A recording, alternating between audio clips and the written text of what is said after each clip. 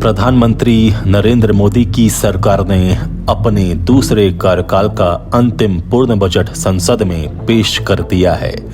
केंद्रीय वित्त मंत्री निर्मला सीतारमण द्वारा पेश किए गए इस बजट को यदि लोक लुभावन के साथ भारत को विश्व गुरु बनाने की दिशा में उठाया गया एक मजबूत कदम कहा जाए तो अतिशयोक्ति नहीं होगी। इस बजट में दुनिया की 5वीं सबसे बड़ी अर्थव्यवस्था को 7% की गति से आगे ले जाने की प्रतिबद्धता तो नजर आती ही है, साथ ही वैश्विक चुनौतियों का सामना करने का संकल्प भी प्रत्यक्ष दिखता है। इसके साथ ही दुनिया के सबसे बड़े मध्य वर्ग को राहत देने के साथ दूसरे वर्गों को भी कुछ न कुछ देने की परिपाटी का निर्वहन भी वित्त मंत्री ने सफलतापूर्वक किया है। बजट से पहले उम्मीद की जा रही थी कि इसमें महंगाई से राहत, टैक्स में छूट और कृषि क्षेत्र के लिए बड़ी राहत की घोषणा की जाएगी, जबकि ढांचागत क्षेत्र को मजबूत बनाने के साथ भविष्य पर भी समुचित ध्यान दिया जाएगा। आश्चर्यजनक रूप से मोदी सरकार ने इस बजट में इन तमाम आकांक्षाओं को पूरा करने की कोशिश की है। इससे साफ पता चलता है कि इस बजट से एक आम भारतीय की आकांक्षाएं यदि पूरी नहीं हुई हैं, तो उस दिशा में पहली बार गंभीर प्रयास नजर आ रहा है।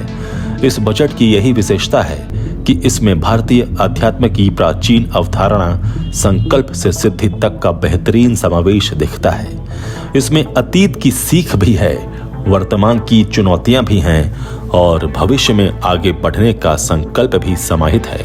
इस लिहाज से इस बजट को मोदी सरकार का अब तक का सर्वश्रेष्ठ बजट कहा जा सकता है। संसद में पेश किए गए आम बजट के तमाम पहलुओं का बारीकी से विश्लेषण कर रहे हैं आजाद सिपाही के विशेष संवाददाता राकेश सिंह। बुधवार 1 फरवरी को केंद्रीय वित्त मंत्री निर्मला सीतारमण ने अपना 5वां और प्रधानमंत्री नरेंद्र मोदी सरकार के दूसरे कार्यकाल का अंतिम बजट संसद में पेश करने के बाद जब वो बाहर निकली, तब उनके चेहरे पर संतोष का एक भाव था।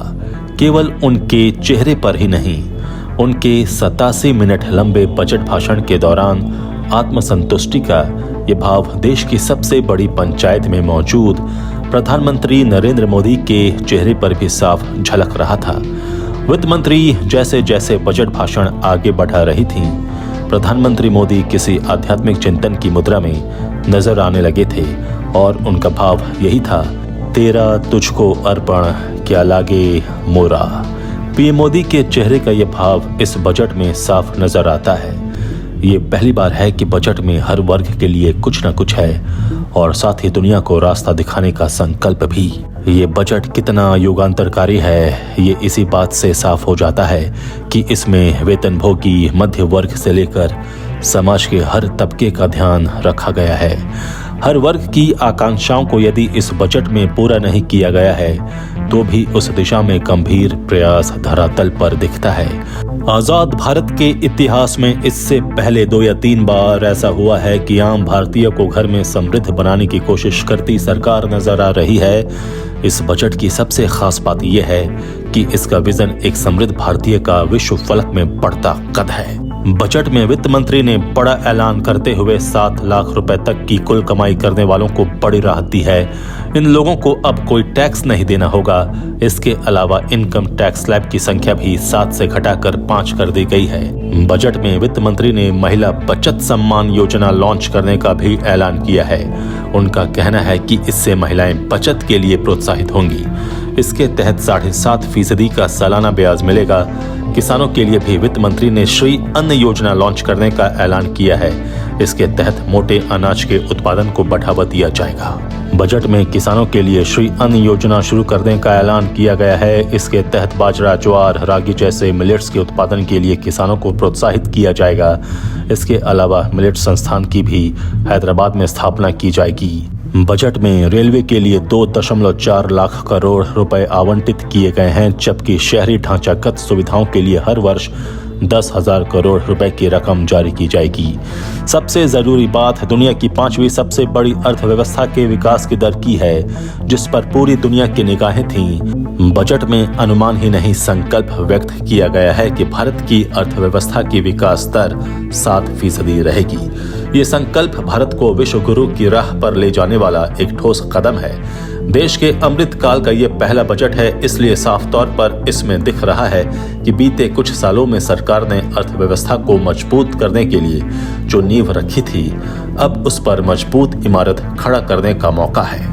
बजट में सरकार ने स्वास्थ्य से लेकर आवास तक नई योजनाओं में बड़े स्तर पर खर्च की तैयारी की है। आंकड़े बताते हैं कि फार्मास्यूटिकल उद्योग के विकास में सरकार 1250 करोड़ रुपए खर्च करेगी। जल जीवन मिशन के मामले में ये आंकड़ा 70,000 करोड़ रुपए है। इसके अलावा इलेक्ट्रिक व्हीकल के निर्माण में 5,172 करोड़ रुपए, प्रधानमंत्री आवास योजना में 89,590 करोड़ रुपए, एकलव्य मॉडल रेजिडेंशियल स्कूल में 5,943 करोड़ रुपए, पूर्वोत्तर में इंफ्रास्ट्रक्चर के विकास के लिए 2,491 करोड़ रुपए खर्च किए जाएंगे। इस बजट की खास बात यह है कि ये महज आंकड़ों की बाजीगरी पर आधारित नहीं है, बल्कि इसमें देश की अर्थव्यवस्था की हकीकत नजर आती है। वित्त मंत्री ने बजट में ऐसा कोई भी नजरिया शामिल नहीं किया है जिसके सफल क्रियान्वयन पर सवाल उठाया जा सके। हर योजना और संकल्प ऐसा है जिसे अगले कुछ महीने में पूरी तरह जमीन पर उतारा जा सकता है। इतना ही नहीं, इस बजट में भारत को दुनिया के नक्शे पर सबसे आगे की पंक्ति में रखने के लिए भी पर्याप्त उपाय किए गए हैं। अंतर्राष्ट्रीय कूटनीतिक परिस्थितियों को ध्यान में रखते हुए आर्थिक नीतियों को समग्र रूप से परिभाषित किया गया है। राष्ट्र की भौगोलिक अखंडता के सामने व्याप्त चुनौतियों का सामना करने के लिए रक्षा बजट में इजाफा किया गया है। सरकार ने रक्षा मंत्रालय को 5.94 लाख करोड़ रुपए आवंटित किए हैं। इससे पहले ये आंकड़ा 5.25 लाख करोड़ रुपए था। कहा जा रहा था कि तीनों सेनाओं की तरफ से भी फंड में इजाफे की मांग की जा रही थी। इसके अलावा सरकार बड़े स्तर पर सैन्य उपकरण खरीदने की तैयारी कर रही है। बजट में बागवानी परियोजनाओं के लिए 2200 करोड़ की रकम जारी की जाएगी। इससे पर्यावरण की रक्षा के साथ ही विकास भी होगा। इसे ग्रीन ग्रोथ का नाम दिया जाएगा। मोदी सरकार के दूसरे कार्यकाल का ये अंतिम बजट वास्तव में ऐसा पूर्ण बजट है जिसमें कुछ भी नकारात्मक नहीं है। इससे लगता है कि मोदी सरकार ने इस बजट के जरिए मिशन 2024 को बूस्टर डोज पिला दिया है। आजाद सिपाही के विशेष में अभी इतना ही। आप हमारे इस YouTube चैनल को जरूर सब्सक्राइब करें। आप हमारे Facebook पेज को भी जरूर फॉलो करें और भी अधिक खबरों के लिए पढ़ते रहिए अपना लोकप्रिय दैनिक अखबार आजाद सिपाही। धन्यवाद।